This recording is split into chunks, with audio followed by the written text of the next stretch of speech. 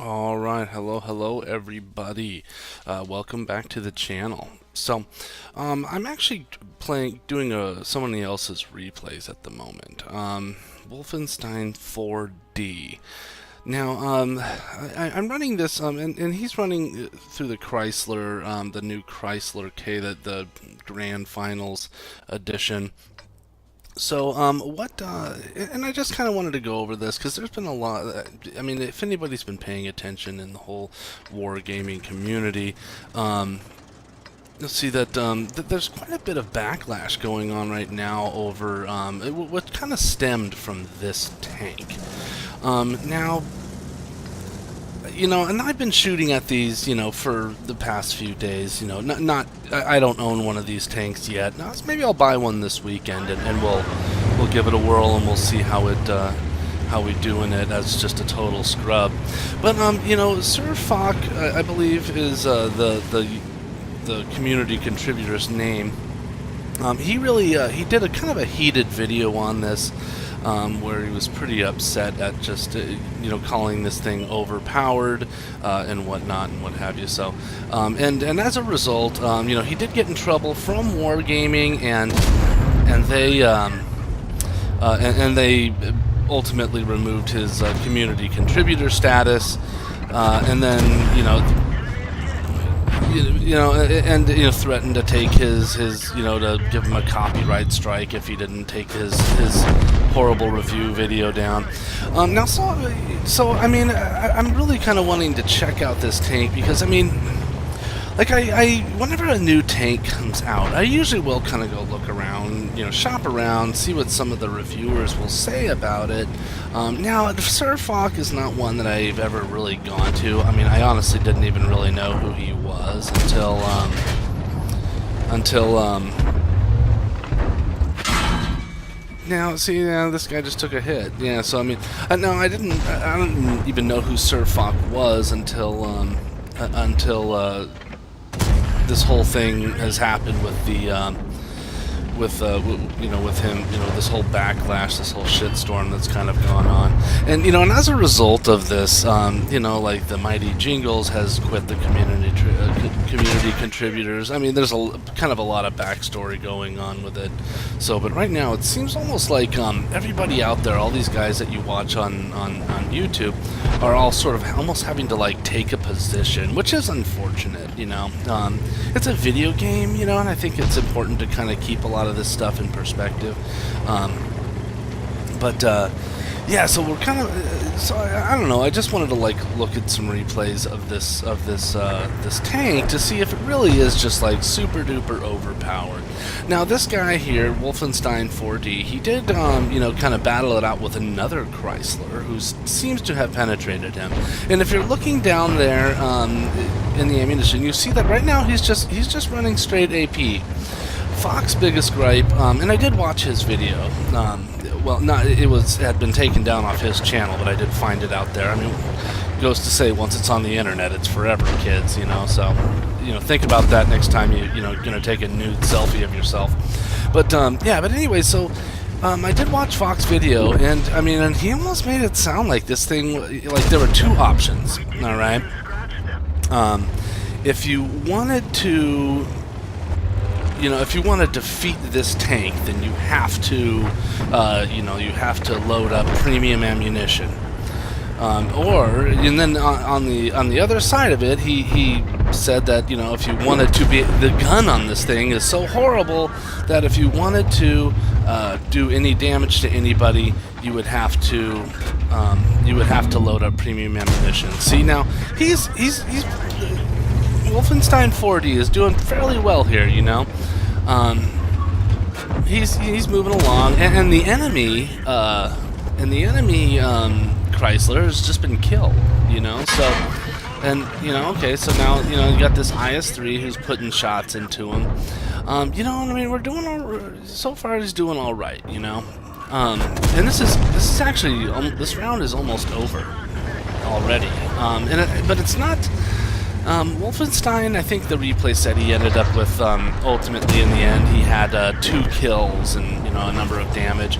And it looks like he's it looks like he's doing pretty well, but he's using now he's using armor piercing on the Saint Emile. I'm sorry, APCR. But now he's moved back to just regular standard armor piercing. He's got a UDES here. Okay, he's shot that guy, and the guy's dead, and that's the game. So I don't really know. I mean, I guess I watched Quickie Baby's review on this tank, and from what I saw, he wasn't overly impressed with it. I mean, yeah, maybe have some strong frontal armor, but it's definitely not completely invulnerable from the front. It's like a lot of these tanks out there. You just gotta know where to hit them, and and when somebody says a pay-to-win tank, what I read that as being a complete scrub myself, is I take that as I, as a scrub, could go to the premium shop, purchase this tank, go out and have epic games. All right, so that's but I really don't believe that is the case here. We've got Wolfenstein here, who's a good player. He was angling well and doing his thing. And he took some damage. And he dealt out some good damage, but this also seemed kind of like a dumb team. Like the first thing he did was a scout decided to run, drive by right in front of him. And so he killed it, a scout tank, so he farmed some damage off of that scout tank. A good, and then the rest of these guys, they were sort of on the run, and they were really playing a defensive battle and doing it poorly for the rest of the match. So he did, not to say he's not a good player, but I was going to say this is maybe not a good example of a map for reviewing this thing. And I purposely chose, picked a replay off of Watt Replays. I purposely picked a replay that didn't have a lot of kills or anything in it. Just kind of, middle of the road, really. So I don't know. I don't really know. Like I said, I'm going to buy one of these tanks this weekend, I think. And if... and you know what? And I'll post those those videos up. I'll record my first video in it, and we'll go out there and we'll see just what exactly it's all about. For me though, just coming back to the whole Surf Foch, Mighty Jingles, all that stuff. I think it's an unfortunate scenario, but one thing to keep in mind is that in the end, Wargaming is a company, it's a business. It probably more than likely has shareholders, and really the duty of the top brass there at Wargaming is to make sure that our shareholders stay happy. That's just what companies are. They can, your shareholders can axe the CEO. If they have a board, they can really, they really run the company. And if they need the company to be more profitable, then they're going to figure out. Then they have to find out new ways to up their revenue, and and it's not like Wargaming. I don't believe that Wargaming is just sitting around, just trying to, beat a dead horse and, just trying to keep a dead product alive. They really are adding new content all the time. I'd like to see them, maybe calm down a little bit on the tanks and maybe focus a little bit more of their resources on some new maps. I would love some new maps, or even bring back some maybe old revamped maps or something. That would be wonderful. But, either way, it's... and the complaint is that it's pay to win. Well, you know what? Honestly, they have to make money from somewhere. And, for the guy who just logs in, no premium account, no nothing, and just plays and leaves, ultimately, you're a net drain on them. Because, as long as their servers are, running off of electricity and, or as long as you're taking a little bit of feed resources away from it, and they're not making anything off of you, you're just a net drain on their economy. For me, it's like, in the end, do you like the game? Do you enjoy it? Does it bring you enjoyment? For me, it does bring enjoyment. I mean, I may not be that great at it, but I have a lot of fun with it. So, I think it's worth it. Um, as a capitalist, I think it very much worth my dollar. So I do. I run a premium account, and when these premium tanks come up, and I think that they're interesting or they look fun, then I'll buy one. Um, but and you may think about doing it. Free to play games. I mean, if they just made everything free, and a tank that you could buy was no better than a tank that you could just play, with that you could grind away at with your free play, then, and they just made $0 off of this, then it wouldn't be around much longer, because again, somebody has to pay for the servers. And then, somebody has to pay for the staff to make sure that it's up and running. And if you ever want to see new content again, that's where new content comes from, is revenue streams. Free content doesn't drop out of the air. All right, it doesn't just grow off of a tree. Like, they have to pay people to ideate this stuff. They have to pay people to actually, create this stuff, test this stuff, and then put it into and then they have to pay for people to support this stuff, if in case it doesn't work. So, I don't know if I'm sure a lot of you have, are part of tech companies and stuff, so you probably know a lot of this already. But there's a lot more to it than just logging in and playing a game, and the fact that they have a free mode at all, should really be sort of a testament more to their character, because they don't have to.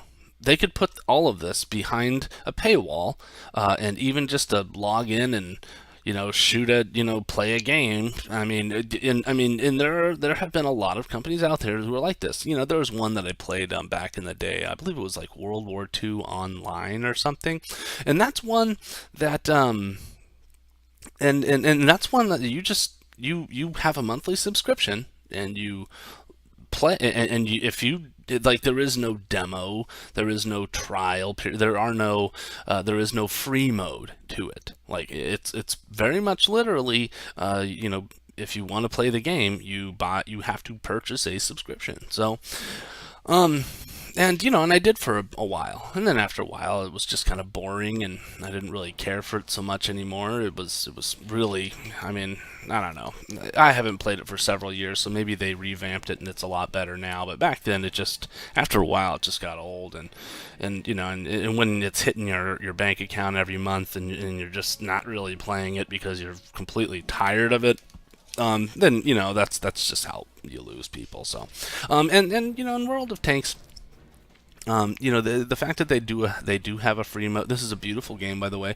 For first and foremost, that they really put a lot of work into. But they don't have. It doesn't have to be free. Like, they don't have to do that. That there's no legal obligation for them to make this free.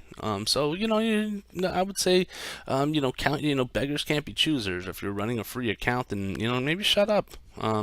Maybe just enjoy your free account. Don't be mad because the stuff that people pay for gives them any kind of advantage, because just because maybe you don't want to put money into this, it doesn't mean that that it just has to be free for it. That it doesn't mean that people who are willing to dole out money for it just need to be on your level because you don't want to pay for it, So, I don't know. This Chrysler tank, like I said, I'm going to do another. I'll probably buy it this week. I like wargaming. I like I like the game, so I support it with my dollar. And I'll probably buy one of these Chryslers this weekend, both to show my support of the company, but also because I'm actually, my curiosity's kind of piqued.